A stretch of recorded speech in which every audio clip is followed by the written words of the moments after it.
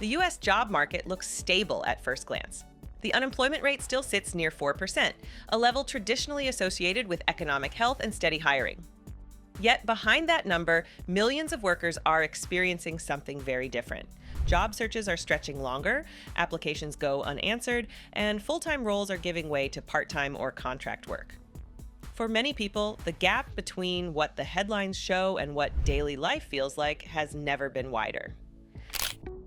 The U.S. economy has lost 1.2 million jobs since April 2024, and Americans are feeling the economic downturn.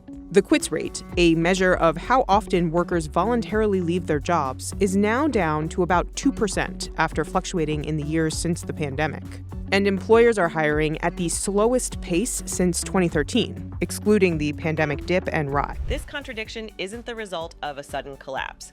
It's the outcome of quieter shifts happening beneath the surface. Slower hiring, tighter requirements, and structural changes in how companies build and maintain their workforce. And together, these forces are creating a labor market that appears strong, while confidence among workers continues to erode. But the real story begins with what the headline numbers don't show. On the surface, the broader economy continues to send signals of momentum.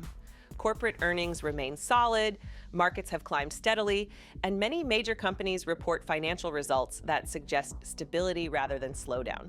These indicators create the impression of a labor market that should be expanding in step with the rest of the economy. But the hiring data tells a different story. Job openings have been slipping from their post-pandemic highs, and companies that once competed aggressively for talent are now taking longer to fill roles or quietly reducing their headcounts. Even firms posting strong profits are restructuring teams or trimming staff to streamline operations. The disconnect is subtle but consistent. Economic growth is persisting, while opportunities for workers are not rising at the same pace.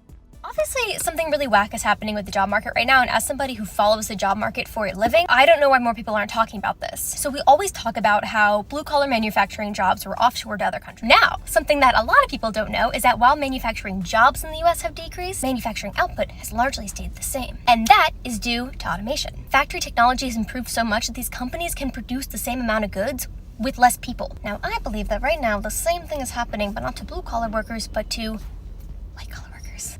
This pattern becomes clearer once we examine how the labor market is shifting below the headline numbers. Beneath the optimistic headlines, the pace of hiring has begun to cool. Monthly job gains are still positive, but they've slowed to levels that signal caution rather than expansion. In several industries, growth has flattened entirely. Tech, finance, manufacturing, and even parts of healthcare have seen fewer new postings than in previous years. And roles that once filled quickly now sit open for weeks or months. Workers feel this shift before the data fully reflects it. Applicants report longer search periods, more automated rejections, and hiring processes that stretch across multiple rounds without leading to an offer. Employers aren't announcing sweeping freezes, but they're moving more deliberately, reassessing roles, delaying decisions, and narrowing the criteria for who gets interviewed. This isn't the dramatic downturn people imagine when they hear the word recession. It's a slow tightening, a gradual pullback that makes the job market feel heavier, even when the numbers don't yet show a collapse. And the people feeling this pressure most directly are those trying to enter the workforce for the first time. I've applied for maybe 400 or 500 plus jobs. Divyan Varnakumaran is graduating this month with a degree in electrical engineering. He's already applied for hundreds of jobs, but so far, no luck. For something that you only need like 0 to 1 years of experience, they're like, oh, we found a couple more people that were more experienced. How does that make sense? It might not make him feel any better, but he does have plenty of company. The unemployment rate for university, college, and trades grads who are under 25 is just over 11%. If we don't count the pandemic, that's the highest it's been since the late 90s. The slowdown hits hardest at the point where careers are supposed to begin. Over the past few years, the number of true entry-level roles has quietly declined, and the positions that remain often no longer function as starting points. Many companies now expect new hires to arrive already experienced, already trained, and already capable of taking on responsibilities that would have been learned on the job in the past. One data point captures this shift clearly. Over 60% of entry-level postings now list 2 to 3 years of prior experience as a requirement. What used to be a launchpad has turned into a filter, cutting off the very people the roles were designed for. This creates the experience paradox: graduates leaving school with debt, credentials, and internships, yet finding themselves disqualified from positions meant to begin a career. And when fewer people can enter at the bottom, the entire talent pipeline begins to narrow. Companies struggle to build internal mobility, mid-level positions face shortages, and senior roles depend on a foundation that is no longer stable.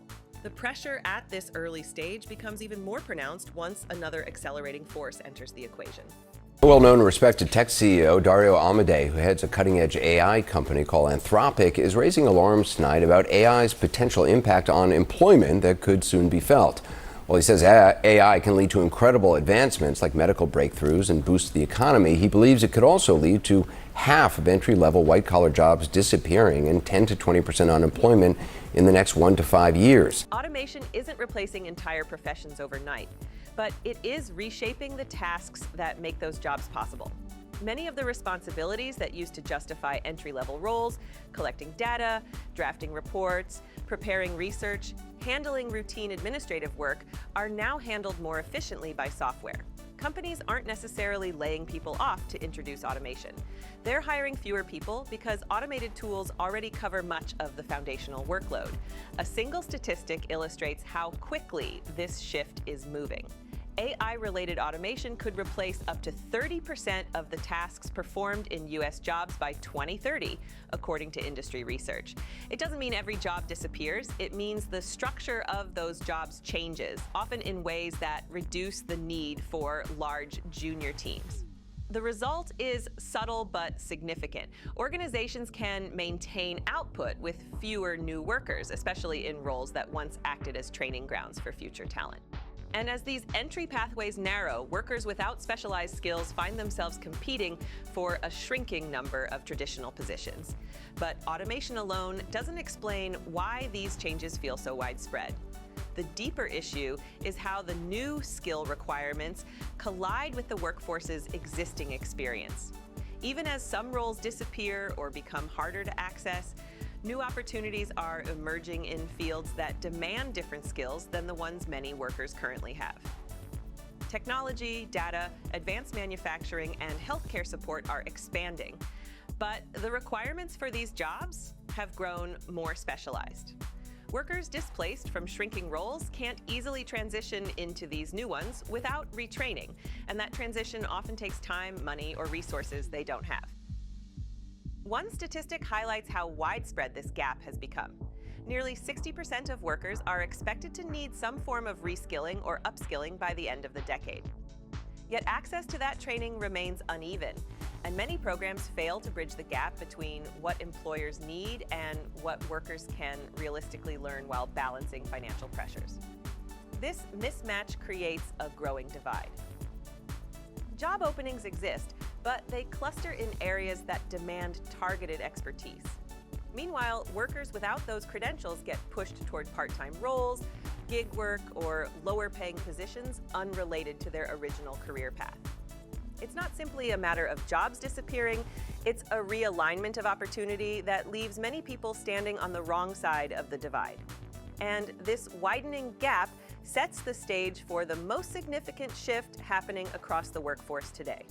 As companies adapt to shifting conditions, a new pattern has begun to emerge, one where businesses continue to grow even as their need for additional workers slows. Profit margins remain strong, productivity has improved, and many organizations have learned to operate with leaner teams. The overall economy expands, but the traditional connection between business performance and workforce growth is weakening. A single indicator reflects this shift. Productivity in 2025 rose at one of the fastest rates seen in over a decade, even as hiring slowed. Companies are doing more with the same number of employees or fewer by relying on automation, restructuring, and efficiency-focused strategies. This is what economists describe as a jobless boom. An environment where economic output increases, but opportunities for workers fail to grow alongside it. The result is a tighter, more selective job market, one that places heavier emphasis on specialized skills while offering fewer stepping stones for everyone else. And as these forces combine, they reshape not just the present job landscape, but what a long-term career trajectory looks like for an entire generation. The implications of this shift become clearer when we step back and consider what all these trends add up to. Taken together, these trends reveal a labor market in transition, one that looks stable on the surface but is fundamentally reshaping itself underneath. The slowdown in hiring, the disappearance of entry-level pathways, the rise of automation, and the widening skills gap all point to the same outcome: a workforce facing more obstacles at the very moment the economy appears to be moving forward. For workers, this means navigating a job market that rewards adaptability, targeted skills, and continuous learning more than ever before. And for the broader economy, it raises questions about long-term stability, mobility, and what opportunities will look like for the next generation. The job market isn't weakening because the economy is faltering. It's weakening because the structure of work itself is changing. And as that transformation continues, the challenge will be less about finding any job and more about finding a place in a system that is still being rebuilt in real time.